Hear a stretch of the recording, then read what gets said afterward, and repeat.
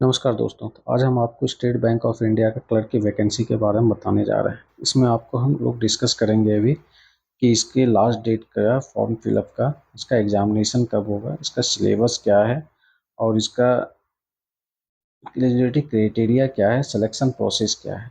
तो हम लोग जानते हैं दोस्तों कि स्टेट बैंक ऑफ इंडिया जो है सबका ड्रीम है, नंबर 1 बैंक माना जाता है इंडिया में और इसकी वैकेंसी बहुत अच्छी है। और जो भी दोस्तों ग्रेजुएट करके इसका तैयारी कर रहा है, प्रिपरेशन कर रहा है, उसकी ड्रीम बैंक माना जाता है। ठीक है, तो हम इसके बारे में डिस्कस करते हैं। जो भी दोस्तों इसमें बने हुए हैं लास्ट तक बने रहिए, मेन डिस्कशन आपको इसके बारे में हम बता रहे हैं। आप देख पा रहे होंगे यहाँ पे इसका लास्ट डेट कब है। देखिए यहाँ पे लिखा हुआ है और ये आपका ऑफिशियल नोटिफिकेशन है। नोटिफिकेशन नंबर आपको यहाँ पे दिख रहा है, एडवर्टाइजमेंट नंबर। एंड आप में देख सकते हैं यहाँ पे ऑनलाइन रजिस्ट्रेशन जो है, इसका एप्लीकेशन जो है 6 अगस्त से स्टार्ट हो चुका है और 26 अगस्त तक लास्ट है, मतलब और 8 दिन बचा हुआ है आप लोग के पास।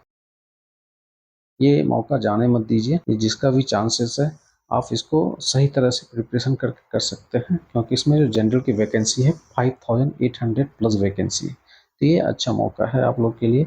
तो आपका और 8 दिन बचा हुआ है, आप लोग इसमें फिलअप कर सकते हैं। आप देख पा रहे हैं प्रीलिमिनरी एग्जाम जो है इसको 2 तरह से 3 एग्जाम, मतलब 3 तरह से सिलेक्शन है, 3 तरह के एग्जाम होगी। पहला तो प्री एग्जाम जो सितंबर 2025 में होने वाली है, जो नेक्स्ट मंथ है। फिर उसका मेंस एग्जाम जो है नवंबर 2025 में। उसके बाद उसका और ये भी एक टेस्ट होता है जो लोकल, जो आपका स्टेट लेवल पे होता है। ठीक है, इसके बारे में और देख सकते हैं। वैकेंसी जो है आपका, इसका वैकेंसी दिखा रहा है स्टेट वाइज, आप देख पा रहे हैं गुजरात, आंध्रा, ये वाला देखिए स्टेट वाइज इसकी वैकेंसी है। टोटल वैकेंसी यहाँ है, जनरल वैकेंसी यहाँ दिख रही है आपको। तो यहाँ पे आप देख पा रहे हैं टोटल 5180 वैकेंसी है टोटल आपका। किसमें? रेगुलर वैकेंसी में देख पा रहे हैं, रेगुलर में। और एक होता है बैकलॉग वैकेंसी, उसका भी वैकेंसी आपको डिटेल यहाँ पे दिया गया है।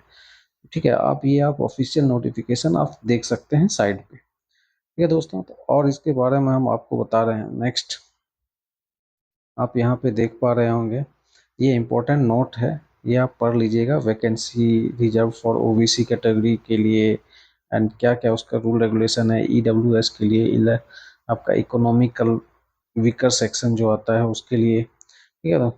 अभी देखिए एलिजिबिलिटी क्राइटेरिया के बारे में हम लोग डिस्कस करेंगे। पहला चीज़ क्या है आपका एज लिमिट। एज लिमिट जो है आपका 20 ईयर्स होना चाहिए जनरल के लिए, मीन्स 20 से बिलो नहीं होना है एंड 28 ईयर्स से ऊपर नहीं होना है जनरल कैंडिडेट के लिए। और जो रेफरेंस डेट माना जाएगा वो 1 अप्रैल माना जाएगा आपका, 1 अप्रैल 2025। मीन्स कैंडिडेट जो है आपका, देख लीजिए, candidate must have been born not earlier than आपका 2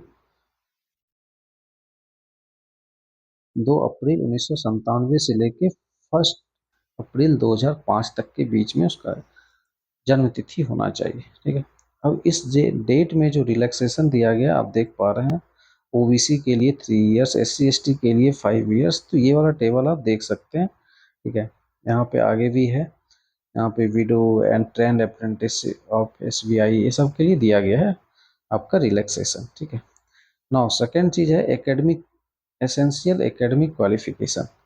एज ऑन 31 दिसंबर 2025 को वो होना चाहिए ग्रेजुएशन इन एनी डिसिप्लिन जो है उसका 31 दिसंबर तक में कंप्लीट रिजल्ट आ जाना चाहिए था। ये चीज़ एक है। Those who are in the final year, देखिए क्लियर लिखा हुआ, those who are in the final year और semester of their graduation may also apply provisionally subjected to condition that if provisionally selected they will have to produce proof of having passed the graduation examination on or before 31/12/2025 में। अभी जो आप final year में भी हैं तो आप इसको एग्ज़ाम दे सकते हैं, लेकिन सब्जेक्ट एक कंडीशन है कि आपको 31 दिसंबर से तक आप उसको दिखा सकते हैं कि आप पास किए, तब तक आपका रिजल्ट आ जाना चाहिए। ठीक है, ये वाला एक मेजर था। Reservation of person with benchmark disability, जो PWBD जो होता है उसके लिए बहुत सारा क्राइटेरिया है, जैसे blind, low vision, deaf, one arm, both ऑस्टिमेशन, मल्टीपल डिसेबिलिटीज इन्वॉल्विंग, इसके लिए आपको रिलैक्सेशन मिलता है, रिजर्वेशन जो आपको सर्टिफिकेट दिखाना पड़ेगा। आप देख पा रहे हैं विजुअल के लिए क्या क्या करना है, हियरिंग इंस्पायर्ड के लिए क्या है, लोकोमोटर डिसेबिलिटी के लिए क्या है, वन आर्म अफेक्टेड, आप ये सब आप देख सकते हैं। ठीक है, ये वाला चीज़ आप पढ़ लीजिएगा।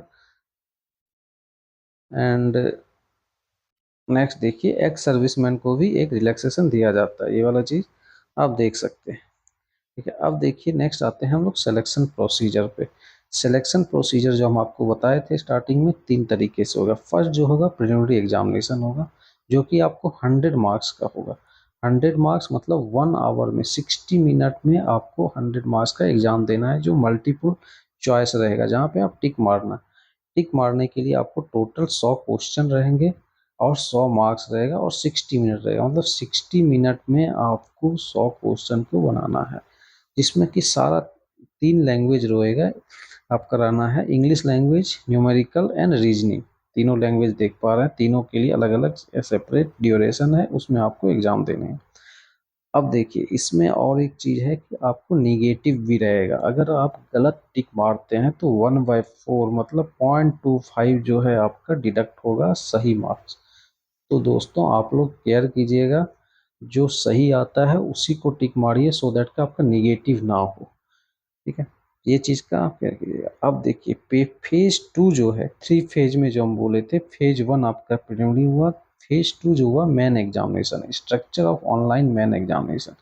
ये जो दोस्तों आपका होगा 200 मार्क्स का होगा, और ये 2 आवर्स 40 मिनट का होता है ये वाला, जिसमें नंबर ऑफ क्वेश्चन 190 रहेगा।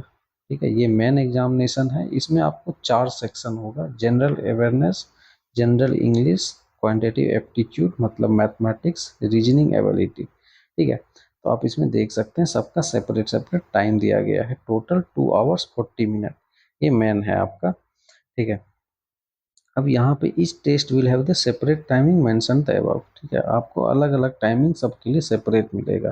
Candidates are required to score minimum percentage marks on aggregate candidate 5% relaxation.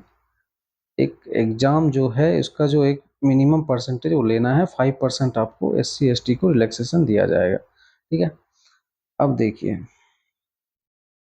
इसके बाद जो फेज 3 बोले थे आप देख पा रहे हैं, phase 3 local language proficiency test.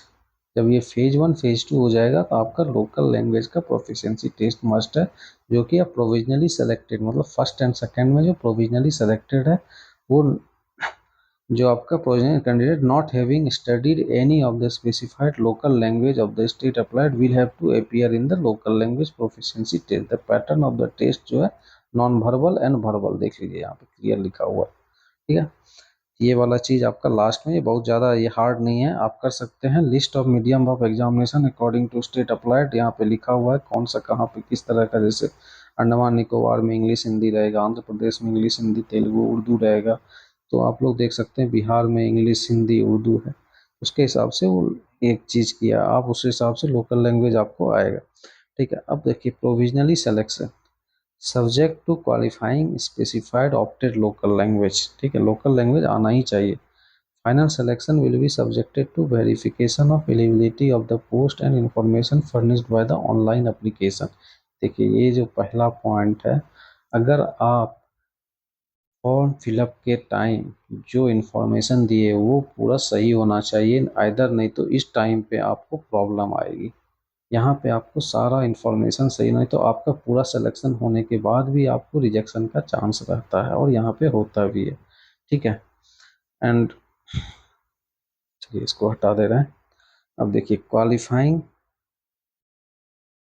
दूसरा क्या है, qualifying test of specified opted local language और एप्लीकेबल इज डिटेल, मतलब लोकल लैंग्वेज की प्रोफिशिएंसी होनी चाहिए और आपका डॉक्यूमेंट सही होना चाहिए। ठीक है, इसमें अब आपको क्या लिखा है, result of the candidate who have provisionally qualified for selection will be made available on the bank websites. Bank websites में उसका लिस्ट आ जाएगा। A list wait list up to 50% of vacancy state wise will be maintain. Wait list भी निकाला जाता है, जिसका selection हुआ ज्वाइन नहीं किया उसके बाद वेट लिस्ट का रिजल्ट आता है। ठीक है, अब देखिए प्रिलिमिनरी एग्जामिनेशन शेड्यूल जो है टेंटेटिव सितंबर 2025 में होगा। ये मे भी अक्टूबर भी जा सकता है, लेकिन अभी टेंटेटिव है। ठीक है, इसका टेंटेटिव एग्जामिनेशन सेंटर आपका एनेक्सर 1 में दिया गया है, ठीक है। No request of change in the examination centre date, एक बार जब आप फिलअप कर दिए तो चेंज होने का कोई चांसेस नहीं है। Call letter of preliminary exams, देखिए कॉल लेटर जो है will not be collected at the examination venue, it will be duly authenticate stamped by the exam centre staff, candidate will need to return the call letter along with authentic of the ID proof के साथ आपको लेके जाना है, ये तो clear है। चलिए अभी पे स्केल आपका देख लीजिए। पे स्केल बहुत अच्छा रहता है, आपको भी पता है 24,050 से स्टार्ट होता है और 64 तक है। द स्टार्टिंग बेसिक पे जो है आपको 26,730 +2 एडवांस इंक्रीमेंट, मतलब ये आपको मिलेगा जब एक बार कंफर्मेशन आ जाएगा, ठीक है। The total स्टेटिंग in the credit का रेट 46,000 के लमसम आपको स्टार्टिंग से मिलेगा, ये क्लियर लिखा हुआ है। अच्छी सैलरी है और अच्छा जगह है आपका स्टेट बैंक ऑफ इंडिया, ठीक है। प्री एग्जामिनेशन ट्रेनिंग वगैरह ये सब तो प्रोविजन पीरियड वगैरह, ट्रेनिंग प्रोविजन पीरियड सब चलते रहता है। कॉल लेटर हो गया, मैन एग्जाम में टाइम ऑफ मैन एग्जाम, ये सब सेम है। बाकी ये आप पूरा पढ़ के जाइएगा, ठीक है। अब इसमें देखिए एक्शन अगेंस्ट कैंडिडेट, जो गलत डिटेल दे के सिलेक्शन लेगा उसके ऊपर एक्शन भी है, वो देख लीजिएगा आप लोग, ठीक है ना। यूज ऑफ मोबाइल फ़ोन ये सब चीज़ यूज नहीं करना है। चलिए एप्लीकेशन फ़ी जो है आप देख सकते हैं, एप्लीकेशन फ़ी आपको 750 रुपीज़ लगेगा जनरल, ओबीसी एंड ईडब्ल्यूएस को, ये क्लियर है, बाकी को कुछ नहीं लगने वाला है। हाउ टू अप्लाई, आप बैंक का साइट पे जाइएगा, इस पे वहाँ पे आप अप्लाई कर सकते हैं। अप्लाई करने से पहले आपको कुछ अगर दिक्कत होगा तो आप इस नंबर पे कॉल भी कर सकते हैं, ठीक है ना। और इसमें गाइडलाइंस और फिलिंग ऑनलाइन गाइडलाइन दिया हुआ है, कैसे साइन होना चाहिए, कैसे left hand thumb impression, handwritten declaration, सारा चीज़ यहाँ पे फिलअप कर सकते हैं, कैसे उसको करना है।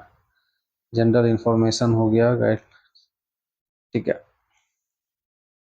दोस्तों। तो ये बहुत बढ़िया वैकेंसी है आप लोग के लिए। इसमें देखिए टेंटेटिव प्रिलिमिनरी एग्जामिनेशन सेंटर है स्टेट वाइज, आप स्टेट में जाएंगे तो उसके हिसाब से कौन सा, बिहार में जैसे इतने सारे हैं, सारा जगह का स्टेट वाइज दिया हुआ है, ये आप देख लीजिए सो दैट आपको फॉर्म फिलअप करते टाइम प्रॉब्लम ना हो, ठीक है। इसके बारे में